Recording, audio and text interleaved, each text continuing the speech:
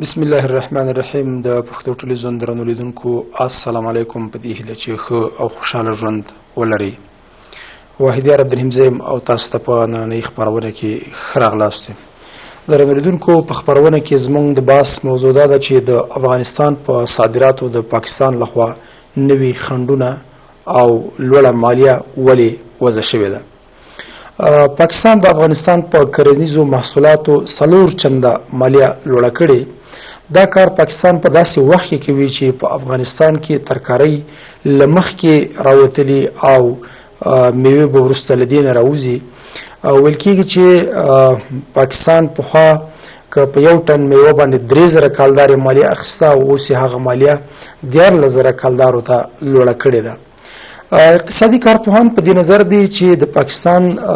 دغه کار له پاکستان سره د افغانستان د سوداګریزو تړونونو خلاف ده او دا به د افغانستان بزګرو او د افغانستان سوداګرو ته ستر زیانونه ورسوي.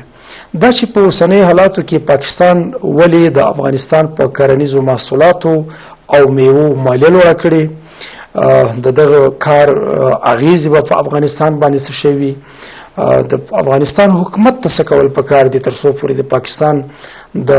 دغه ډول کړنو مخه ونیسي.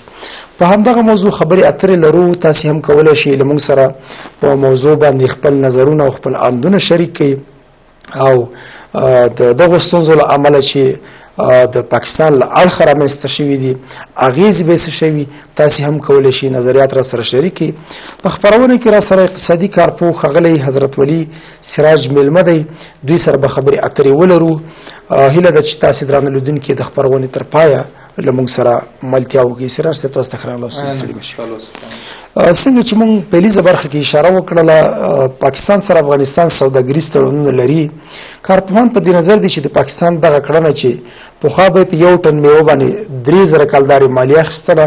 اوس هغه 4 چنده زیاته شوي، یعنې 14000 کالدارې اوس اخلي. حالاتو په کتنې سره څنګه ارزوي د پاکستان دغه کړنه؟ بسم الله الرحمن الرحیم. سلامونه تاسو ته د پښتو تلویزیون لیدونکو او اوریدونکو ته وړاندې کوم. افغانستان د ډېرو ګاونډي هېوادونو سره سوداګریزې یا تجارتي راکړې ورکړې لري او په ډېرو وختونو کې ډېری تړونونه یا قراردادونه هم لاسلیک کړي دي. بالخصوص زموږ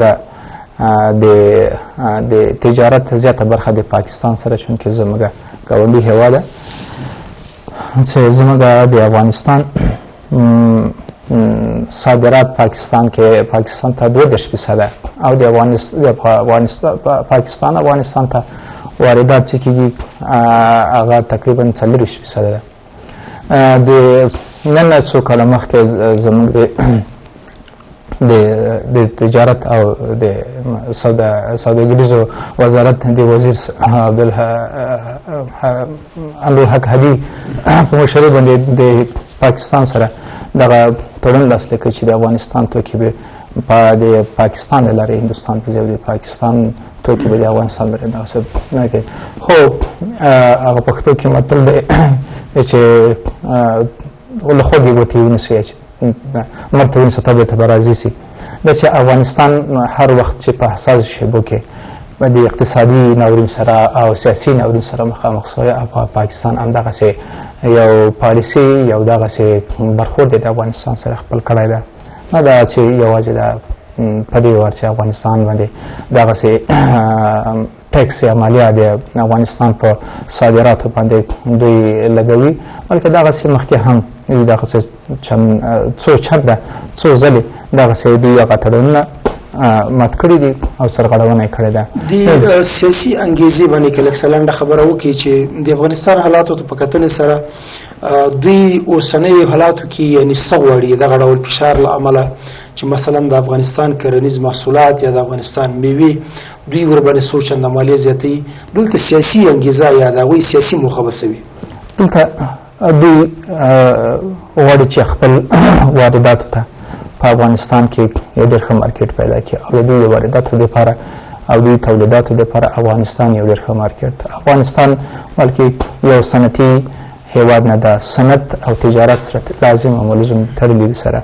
چونکه په افغانستان کې صنعت نشته نو تجارت هم نشته نو زموږ افغانستان یو مصرفي هیواد او هر کله موږ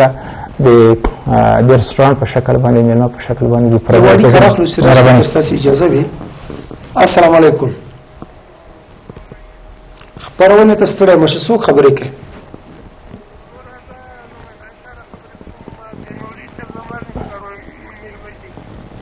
زمون په موضوع باندې کسلان نظر ولري کولای شي چې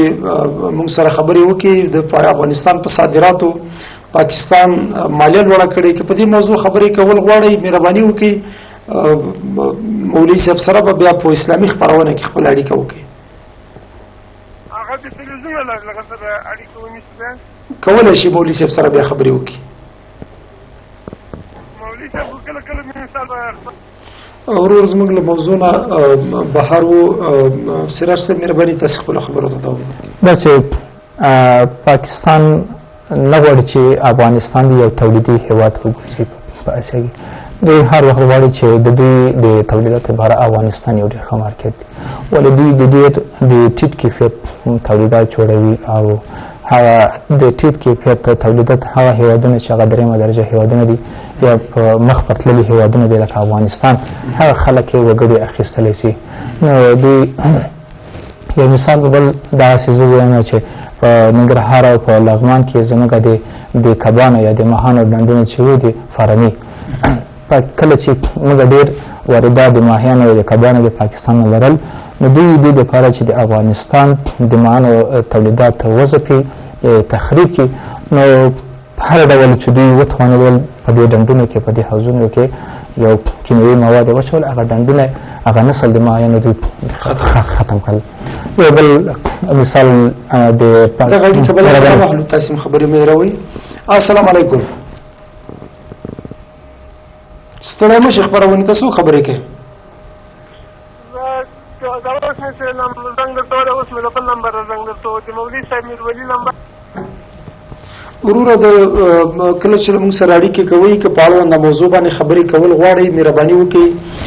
ځکه اوس زموږ خپرونه په ژوندۍ بڼه روانه ده او دا په هیواد کې دننه او د هیواد نه بهر ټول خلک ګوري تاسو کوشش وکړئ که په موضوع باندې کومه خبره لرئ مهرباني وکړئ او غیر لا غیر بیا په خبرونه کې نور خبرو ته دومره وخت نه وي ځکه وخت ډېر کم وي زموږ ګران ملمه هم په دغه مهمه موضوع باندې خبرې اترې لري کوشش وکړئ په اړوند موضوع باندې له موږ سره خپل نظرونه شریک کړئ مهرباني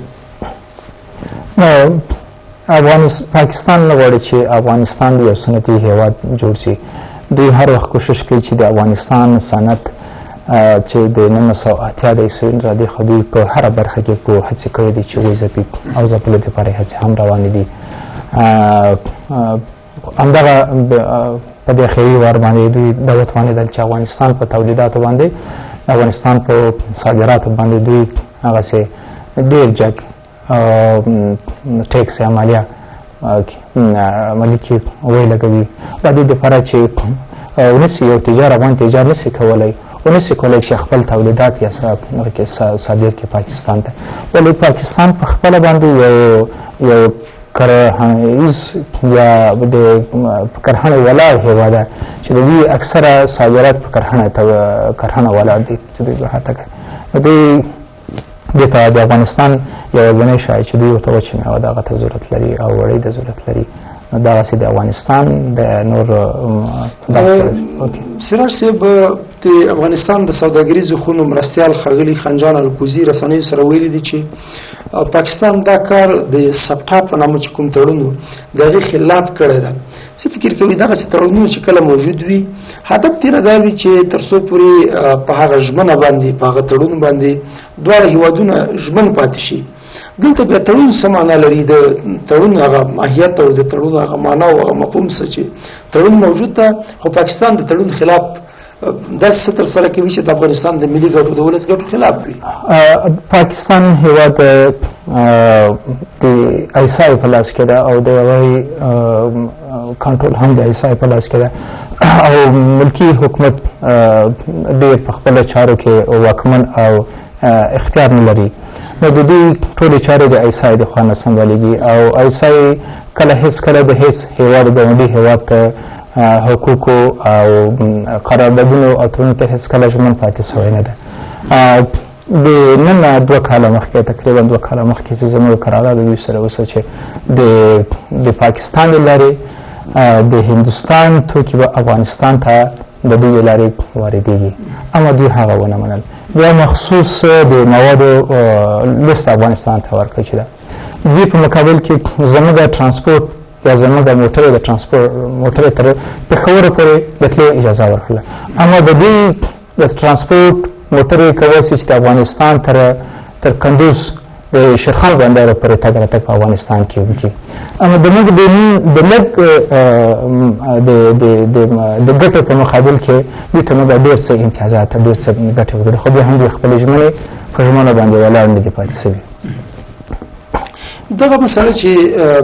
یعنی کله د پاکستان سره تړون کیږي په سوداګریزه برخه کې د افغانستان د حکومت لپاره څه کول پکارو، کوم ډول قیود باید وضع کړي وي چې د پاکستان حکومت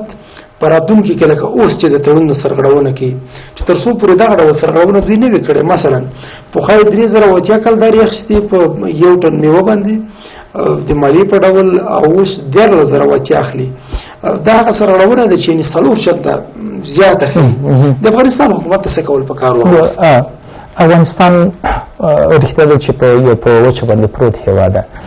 دوی اوس د خپل د لږ ګټې دپاره د یو بل چا ډېر غټ شرطونه به په ځان باندې مني، خو افغانستان حکومت باید د دې دپاره چې یو متبادله یا الټرنیټیو لاره د افغانستان د ترانسپورټ دپاره چې هغه زموږ سره د ایران سمندر ده، د ایران سمندر ایران سره خبرې وکړي او موږ ته ډېره په اسانه او په ارزانه بیه باندې تمامېږي نسبتا پاکستان ته. پاکستان نه یوازې چې د افغانستان په تولیداتو باندې د افغانستان په توکو باندې دوی پابندي لګولې ده یا زیات ټکسونه مالیه وضع کړې وي، بلکې د ناټو په اکمالاتو باندې نن یو 9 میاشتې تقریبا 9 میاشتې کار به پوره کېږي. څو میاشتو دپاره د ناټو اکمالات وځنډېدل. دوی هر وخت خپلې ګټې تر نوره معتبره ګڼي. افغانستان حکومت باید د نن وروسته د ایران سره تاجکستان سره چې دوی سره موږ هم تجارتي اړیکې راکړې ورکړې لرو، باید هغو سره دوی د دې لپاره چې یوه متبادله لاره الټرنیټیو لاره باید د ایران د لاره موږ د بهر د نړۍ سره خپل تجارت وصل کړو. څه فکر کوي تر اوسه د افغانستان حکومت په دغه کار باندې چې مثلا تاسې د یو بدیلې لارې په توګه ورته اشاره کوئ، دغسې یو ژور فکر یې کړی ده چې پاکستان سره هر وخت موږ مشکلات لرو. دغه حکومت په دغه 12 کلونو کې یعنې څو ځله پاکستان موږ لیدلی ده چې دغسې د تړون خلاف کړنې ترسره کړي. د افغانستان حکومت تر اوسه پورې دغه هیوادونو سره چې تاسې نوم واخیسته دغسې یو څه کړي دي چې د افغانستان د ملي ګټو سره برابر وي؟ دوی یو څه ناکامې هڅې هم کړې دي د ایران سره، خو هغه څه چې د افغانستان اقتصاد لپاره او بیا رغونې او د افغانستان د ولس د خلکو د حکومت اړتیاوې پوره کړي، که هغه تولیدات وي، صادرات وي، واردات وي، اکمالات وي، نظامي ملکي وي، په هره برخه کې وي. دوی هغسې په غټه کچه په اعلی کچه د باندې دوی هغسې هڅې نه دي کړې. علت څه ده ولې؟ علت یې دغه ده چې یو علت خو ټول افغانانو ته ټول ولس ته معلوم ده چې یو کمزورې اداره او کمزورې اداره څونکې بله ستونزه دغه ده چې افغانستان قانون سرتاسري په ټول افغانستان کې په هر کلي ولس نه ده پلی سوی. کله چې قانون پلی نه سي هر سړی یو ځان شخصي قانون جوړوي او په هغه باندې یو ژوند تېروي. نو افغانستان په دې کې د 14 کالو کې وروسته او پاتې راغلی ده، خو انشاءالله په د نوي حکومتونو کې به د دې لپاره خاص د حکومتونو یو خاصه توجه وکړي. سیراج صاحب ګوري د افغانستان خلک تاسې اشاره وکړه چې ډېره برخه په کرنه او مالدارۍ باندې بوخت دي. د دغه کار زیان لومړی د افغانستان ولسونو ته څومره اندازې ته اغېزمن تمامېدلی شي؟ اغېز په مثلا په هغه څوک چې بزګر دي په هغوی باندې څه دي؟ د افغانستان په سوداګرو باندې کوم اغېز لري؟ مثلا هغه څه چې دوی د افغانستان کرنیز محصولات دي او دوی باید یو مناسب بازار ته یوسي. پاکستان لاند تمامېږي، پاکستان دومره اندازې ته مالیه لوړه کړې ده. تاثیرات یې هغه منفي اغېز یو هغه زیان یې د افغانستان په خلکو داسې د افغانستان تقریبا اټکلي کوو 8% آمدن یا 8% زموږ عایدات د کرهڼې نه راځي او زموږ نیمایي نه زیات وګړي نفوس د افغانستان په دې کرهڼه باندې بزګرۍ باندې مصروف دي او زموږ اکثره صادرات هم لکه وړۍ سوله وچه میوه لمده میوه سبزیجات سول وغیره وغیره دا زموږ عمده یا خاص صادرات چې موږ بهرني پاکستان هندوستان تاجکستان امریکا وغیره وغیره نور هیوادو ته موږ کوو په د پاکستان یو شی چې افغانستان کې دوی غواړي هغه دغه ده چې د دوی ته د افغانستان د مخدره موادو نه دلته د جهاد په وخت کې د دوی زموږ سره چې زیاتې د مجاهدینو سره زیاتې کومک او مرسته کېدلې ده دغه د لارې چې دوی په افغانستان کې د مخدره موادو کرکیلې ته یا کرهڼې ته زیاته د خلکو د افغان ولس مجبور کړي یا توجه وړي کله چې د یو بزګر د خپل د پټي نه یا د ځمکې نه عایدات یا هغه د تولیداتو لپاره مارکېټ نه خو لازمه خبره ده په ټول په دې باندې پوهېږي چې بل بدیل خو موږ نه لرو هغه مخدره مواد دي چې مخدره مواد 93% د نړۍ د مارکېټ افغانستان مخدره مواد دا جوړوي نو اوس پاکستان په دې باندې افغانستان ولس یا بزګر په دې باندې مجبوروي چې دلته افغانستان په نړۍ کې بدنامه په مخدره موادو باندې پیژندل شوی یو هیواد دنیا ته وښیي چې افغانستان یعنې ستاسې له خبرو داسې ښکاري چې که چېرته دغه ډول فشارونه پاکستان دې ته دوام ورکړي او د ټولو تړونونو خلاف دغه کړنه عملا ترسره کړي په افغانستان کې کېدلی شي بیا څوک هغه څه چې مثلا میوې دي یا مثلا ترکارۍ دي دا د دې کرلو اوس ډېر مروج شوي دي کېدای شي دې نه لاس واخلي ځکه دلته په تاوان ډېره مننه یو اړیکه راخلو دوی سره خبرې وکړو